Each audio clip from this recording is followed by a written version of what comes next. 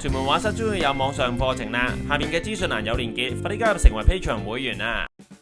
大家好，歡迎嚟屯馬室。今日想講嘅係8分鐘學懂素描 Usagi 啊！好，繼續儲級啊！收到嚟咧，最多朋友要求咧就係畫阿兔哥啊 Usagi 啊！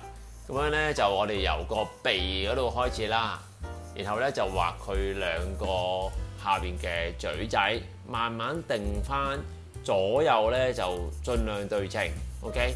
跟住咧就我會畫埋佢嗰個嘴。咁咧，Usagi咧就唔識得講嘢嘅，佢淨係喺度叫嚟叫去咁樣啦。咁啊，擘大個口等大家咧聽到佢嘅叫聲。其實咧畫主卡哇咧真係好鬼簡單嘅，可以話，因為咧佢其實3個主角咧都係差唔多樣。你咧識畫一隻咧，其他咧你只要改咗個耳仔咧就係一樣噶啦，差唔多。但係咧佢個神情咧同埋個動態有啲唔同，嗰個要注意翻。好嗱。我哋畫咗一隻眼先，咁畫呢隻眼咧要留意嗰個比例啦。我又係用翻教素描嘅方法去教大家畫啊。你要睇咧一隻眼，譬如而家畫咗右眼先咧，你睇下佢同中間個鼻哥嘅打橫距離。OK 咗之後咧，你就可以畫左邊啦。咁一如以往，你要留意翻嗰個眼嘅嗰個圓形嘅大細。同埋兩隻眼之間嘅距離啊，咁呢個就係對稱嘅啫，咁所以其實相對地係簡單，只要 make sure 咧鼻哥咧嗰個位就係兩隻眼嘅中間，咁但係我哋係畫咗鼻哥先噶嘛，所以我哋係揾隻眼去就個鼻。咁初頭畫素描咧，我都鼓勵大家咧初頭慢慢去做，唔使好急嘅嚇。咁你初頭定好咗個稿咧，之後就好容易。調翻轉咧唔淨止係畫呢啲漫畫或者卡通公仔咧，就算你畫真實素描咧，初頭你如果定嘅比例定得唔啱咧，之後就困難啦。好，咁而家還可以，我哋就做佢個眉啦。Usagi 個眉咧好鬼搞笑嘅，拋上去嘅，咁你就睇下係咪佢係喺佢個眼珠嘅正上方嗰個位拋上去就 OK 㗎啦。你見我定2點嘅，我會定咗個眉嘅起點同埋終點，知道咗之後咧，我再拋一條彎線裏邊咧，出錯嘅機會率咧就減低好多。大家如果畫一啲台上嘅杯杯碟碟 still life 咧，我哋都係用咗咁嘅方法就好好噶啦。好，初頭起稿嗰時候咧，記住咧我哋淡色少少。OK 咗之後咧，我就畫佢嗰兩個紅色嘅係咪胭脂啊定係乜嘢啦？咁有幾橫，好似個面珠燈嗰個位。嗱，記住咧，佢就係有個頭嘅左右兩邊嘅位噶嘛。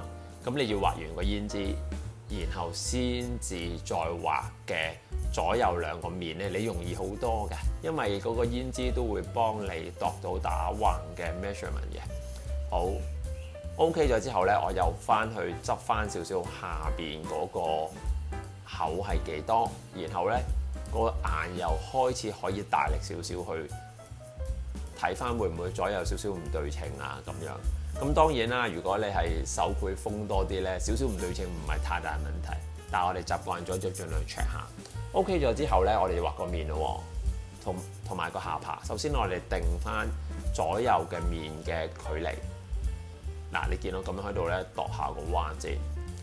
OK， 我見到個頭頂個位咧，就係喺嗰個眉毛上邊，咁我就拉個彎線，然後右邊嗰度咧個下巴嗰個位，你見到我而家喺呢個位咧，我又量翻佢，我就睇下佢嗰個頸位喺邊度啊。其實 OK， 右邊一樣啦。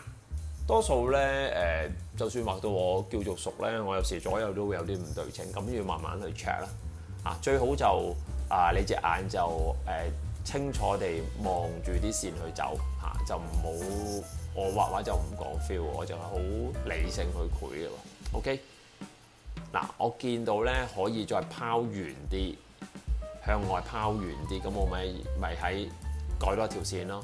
好啦，跟住我哋就畫佢兩個耳朵啦。咁咧你見我啦，我就想 exactly 喺個鼻哥上邊上嗰條中線先。然後先至畫左右兩邊，容易過你畫晒成隻耳仔先至畫第二個因為我係要知道個耳仔大細之餘呢，其實有時更加重要呢，就係隻耳仔嘅位置，即係話呢，你當個頭呢係個波，兩隻耳仔呢係吉落去嘅，咁佢究竟吉落嗰個波嘅邊一個位係非常重要。OK， 搞掂咗上身啦，咁啊加埋下邊啦。多數畫完個頭其實最辛苦嘅嘢我哋搞掂㗎啦。好，我畫埋嗰個手仔啦。咁佢兩個手咧都係我揾到嗰張圖好簡單，佢又冇嗰啲兵器啊嗰啲成。咁咧我俾我學生睇咧，佢話佢好似有個星星袋係嘛？咁但係我睇嗰張圖咧就冇。如果大家朋友想畫嘅自己加翻落去都好簡單啦。好，跟住咧就同頭先一樣，我定咗佢嗰個腳嗰個位，再勾翻嗰個肚腩上去就會容易啲。跟住下面就兩隻腳就搞掂咯。基本上個初稿就係咁樣完成啦。又係氹氣講多句，唔淨止畫呢啲動漫人物畫其他素描都可以用呢個一樣嘅方法不嬲我哋教嘅方法咧，素描又畫水彩起稿係同一個方法，呢個係可以畫到所有嘢。好，跟住加埋條尾巴。咁我而家又係用翻一支2B 筆啦，咁你素描簡單單單就得㗎啦。初頭唔好俾嗰啲工具纏繞你。好，我覺得起晒個稿咧，我慢慢就可以深入少少啦。咁我做翻少少隻眼啦。咁又係佢有兩下閃光嘅，咁我就加翻深啲眼嘅色。一來突出翻嗰個眼嘅閃光，第二就係睇翻嗰個閃光嗰個大細，即係話反光個 highlight 啫。佢喺嗰個眼裏邊嘅咩位置，同埋佢係咩形狀，同埋咩大細，三樣嘢你要決定咗。呢樣嘢就決定晒眼神嘅咯。其實所謂眼神就係呢類嘢啦。好，咁我慢慢咪翻落去先，調整啲啦。咁如果做開素描就呢度做少少變化啦，即係佢有啲深深淺淺啦。咁咧就可以做到有啲漸變效果，咁佢出嚟嘅眼咧就更加水靈靈咁樣啦。好，我又可以向右邊圓少少，我而家睇到就係咁樣喺呢邊。講翻處理卡哇咧，我自己咧啲學生問我最中意邊隻咧，其實我最中意都係兔哥我覺得佢誤打誤撞啲性格，同埋咧初頭第一集我以為佢 bully 處理卡哇嘅，後尾我睇下，原來佢好有義氣嘅，同埋咧可以喺有時需要幫手時，忽然之間唔知邊度走出嚟，同埋我中意佢個兵器咧，咪有支棍會好似發射子彈咁，好似好勁，唔使攞個叉，唔使嗰個勁啲係咪？因為佢已經隨草試咧考到好高級別，所以咧其實應該賺到啲錢。好，我畫埋佢個嘴先，同埋我中意佢叫聲啦。我落去下邊咧買處理卡哇嗰啲位咧，我見到兔哥就唔見晒嘅，唔知係咪兔哥係最受歡迎咧？大家 fans 喺下邊留言話翻俾我聽，好冇？好，今日就係咁上下啦，多謝大家收睇。如果想我畫乜嘢處理卡哇嘅其他 character， 下邊留言好冇？係咁，拜拜。